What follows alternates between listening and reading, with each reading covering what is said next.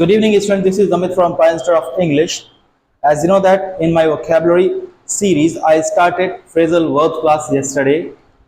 So now get ready to get 10 more phrasal verbs. मैंने आपको ये भी बता दिया था कल के phrasal verb क्या होती हैं. आज भी थोड़ा सा मैं आपको याद दिला देता हूँ. कोई भी हम एक verb लेते हैं और उस verb में अलग अलग preposition का यूज करके हम नए शब्द तैयार करते हैं जिनका मीनिंग भी अपने आप में अलग होता है. तो इसी चीज को हम कहते हैं फ्रेजल वर्ब. उन फ्रेजल वर्ब का हम अपने सेंटेंस में कैसे यूज करते हैं ये भी मैंने आपको बताया था. तो चलिए आज की जो 10 फ्रेजल वर्ब्स हैं उनको हम देखते हैं. आज हम कौन सी वर्ब के साथ अलग अलग प्रेपोजिशन यूज करते हैं. चलिए बोर्ड की तरफ देख लीजिए. आज हमारे पास जो वर्ब है वो है call.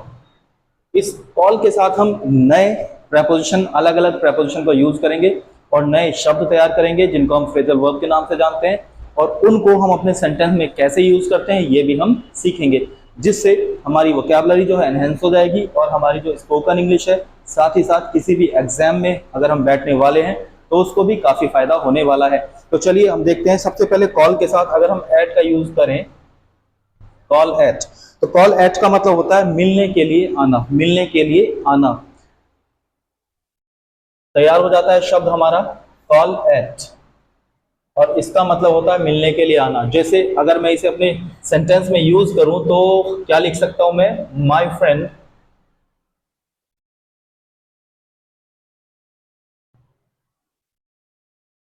Call at my home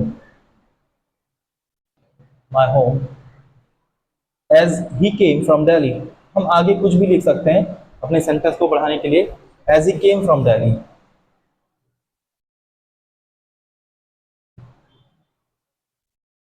my friend call at my home as he came from Delhi. मेरा जो दोस्त है वो मिलने आया घर पे क्योंकि वो दिल्ली से आया. तो चलिए नेक्स्ट है हमारा कॉल के साथ of. Call of. Call of का मतलब होता है बच्चों हिंदी में समाप्त होना. समाप्त होना. तो समाप्त होने के लिए हम इस शब्द का यूज कर सकते हैं. जैसे कुछ भी दुर्घटना अगर हो जाती है, जैसे मैं कहूं my company's manager was coming to the office. On the way he got some accident, so the meeting was called off. हम लिख सकते हैं कुछ भी. My manager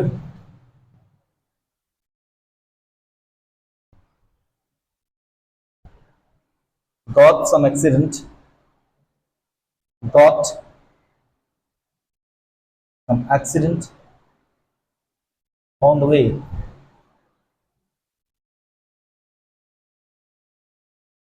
While coming to office. While coming to office.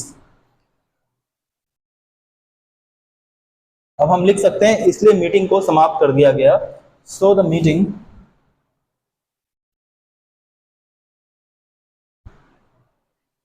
was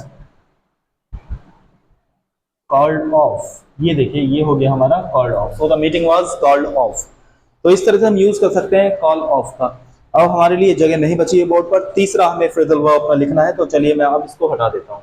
इसी तरह आप भी अपने सेंटेंस में इन फ्रेजल वर्ब्स को यूज कर सकते हैं और अपनी वोकैबुलरी को तैयार कर सकते हैं, क्योंकि बच्चों वोकैबुलरी के बिना आप इंग्लिश में कुछ भी नहीं कर सकते.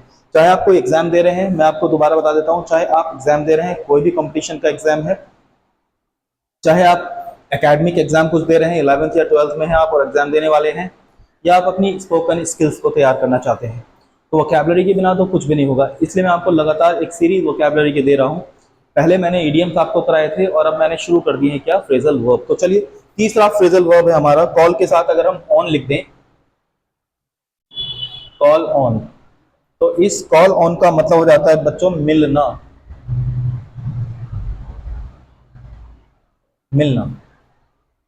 अब इस मिलना मीन्स जैसे हम किसी मिल लेते हैं तो वही मिलना हमारा क्या होता है, कॉल ऑन. जैसे आई called on my friend. I called on my friend in the market. In the market. ये था हमारा called on. अब इसके बाद हम यूज करने वाले हैं call in. Call in. और कॉल इन का मतलब होता है बच्चों बुलाना। कॉल इन का मीन्स जो हिंदी में होता है वो होता है बुलाना। जैसे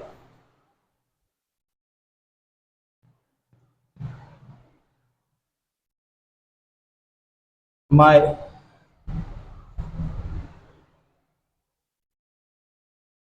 ऐसे लिख लेते हैं, I was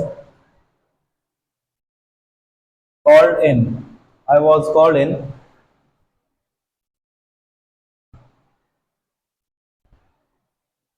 to complete my work. I was called in to complete my work, my pending work. आप लिख सकते हैं I was called in to complete my pending work. मुझे अपना जो पेंडिंग वर्क था उसे करने के लिए बुलाया गया। नेक्स्ट है, चलिए मैं इसको हटा देता हूँ, ये कॉल इन था अपना, कॉल इन का मतलब होता है बुलाना। और नेक्स्ट है आपका बच्चों कॉल अप। क्या है? Call up. तो चलिए इसको पहले हटा देते हैं।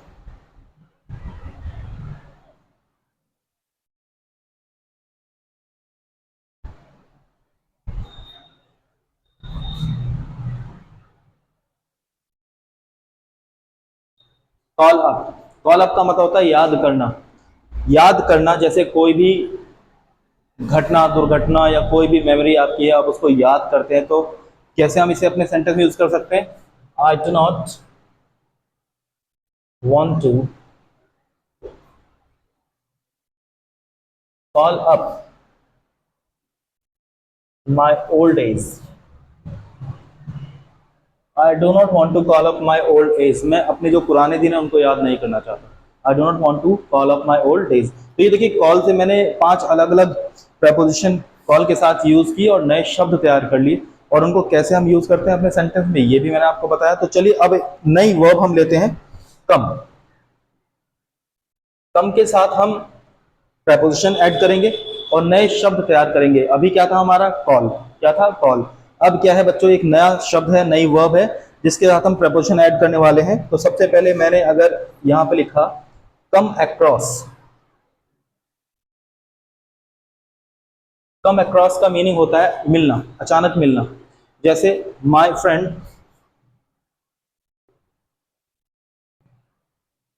केम अक्रॉस, ये देखिए सेकंड फॉर्म का यूज कर लिया। फॉर्म तो हम कोई भी यूज कर सकते हैं। Came across me in the market, in the, my friend came across me in the market. ये हो गया हमारा दो। अब नेक्स्ट है, अगर हम केम के साथ में कम के साथ लिख दें about,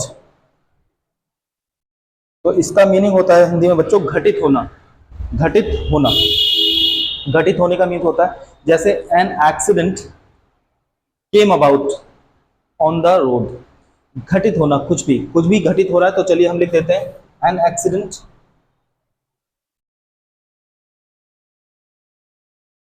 came about on the road and many people got injured, got injured and many people got injured। तो देखिए, an accident came about on the road and many people got injured। Accident घटित हो गया, एक accident हो गया road पर और बहुत से जो लोग थे वो क्या हो गए? इंजर्ड हो गए। अब हम नेक्स्ट है call of.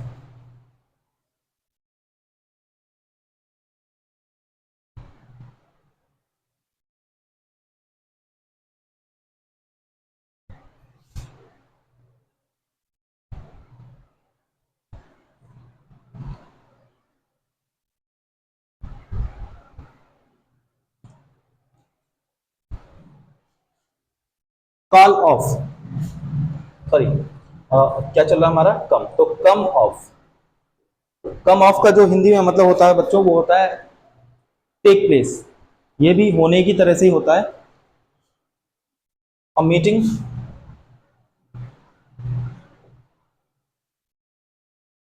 Came of, came of,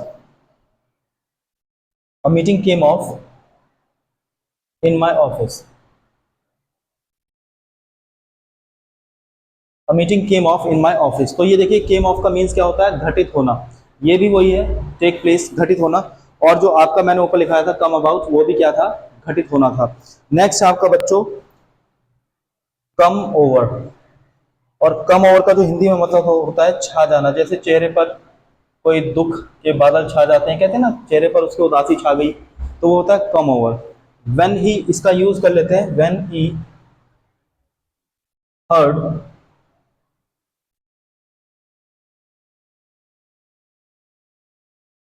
about his result.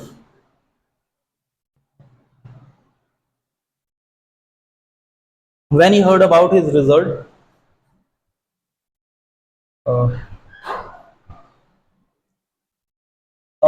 Happiness, यहां पे लिख लेते हैं happiness came over his face. तो जब उसने अपने रिजल्ट के बारे में सुना तो एक हैप्पीनेस जो थी उसके चेहरे पर छा गई, मतलब अच्छा रिजल्ट होगा तो वो खुश हो गया। When he heard about his result happiness came over his face. चलिए ये हटा देते हैं। अब आपका है कम आउट।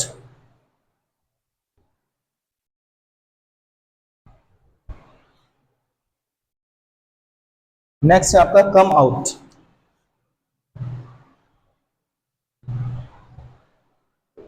कम आउट का मतलब होता है बच्चों प्रकट होना, प्रकट होना। जैसे कोई भी चीज प्रकट हो जाती है। When merchant, a businessman was coming his home, some robbers come out।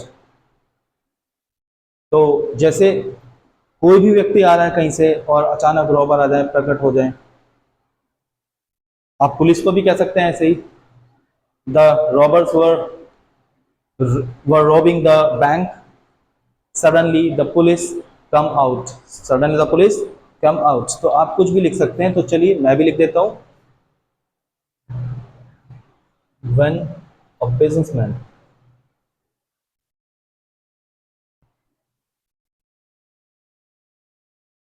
was on his way,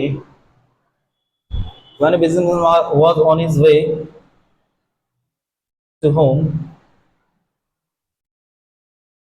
some robbers, some robbers came out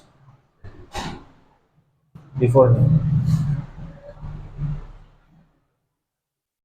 came out before him। तो ये थे बच्चों आज आपके फ्रेजल वर्ब्स 10।